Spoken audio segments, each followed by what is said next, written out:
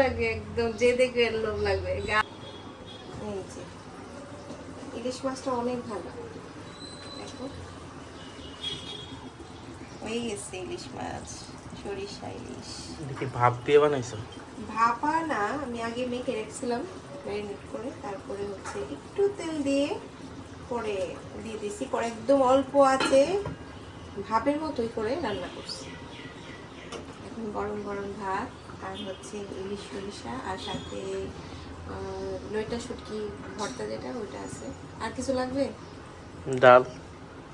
ডালও আছে, কিন্তু মনে হয় না আজকে আর তোমার কিছু লাগবে, তুমি তো এমন ডাল খাও না বেশি। টক আছে, টক খেতে পারো। এখন হচ্ছে আমি স্নান করব, স্নান করে এসে তারপরে গরম গরম ভাত খাবো। আর রান্নাটা নামাই ফেলি, দেখতেই তো সুন্দর লাগতেছে, তাই না? আর এক ফুটাও ডিম হয় নাই মাছটাতে, এই জিনিসটা খুব ভালো লাগছে আমার কাছে। এক ফুটা ডিম হয় নাই। ডিম থাকলে কিন্তু মাছের টেস্ট থাকে না, ডিমটা না থাকাতে আমার কাছে আরো বেশি মানে মনে হচ্ছে যে আরো টেস্ট হবে, তাই না? এটা নামাবো, হয়ে গেছে। হ্যাঁ, এটা তো ভাপে ভাপেই হয়, এটা তো আর বেশি জাল করে রান্না করতে হবে না, ভাপে ভাপে হবে।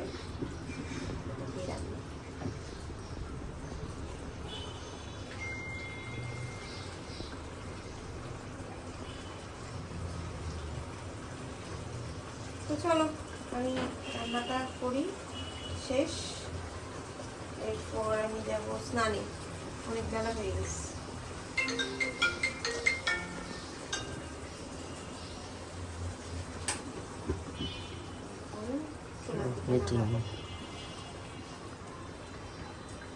দেখো কি সুন্দর,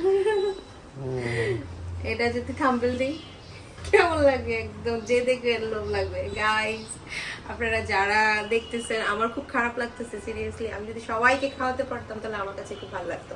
সবসময় লাইভে আসলে সবাই আমাকে জিজ্ঞেস করে যে আপু আপনি এত ভালো ভালো রান্না করেন কিন্তু আমাদেরকে দেন না, আমি একা একা খান।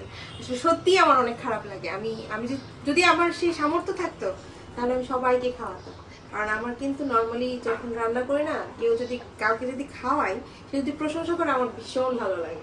কিন্তু বেড লাক, আমি আসলে সবাইকে তো আর একসাথে পাওয়া সম্ভব না, এটা কেউই পারবে না।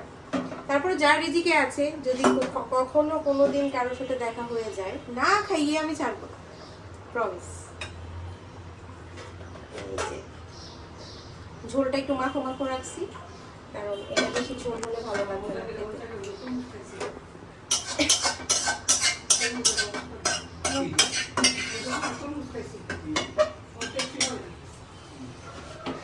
এই যে চলো টেবিলে নিয়ে যাই।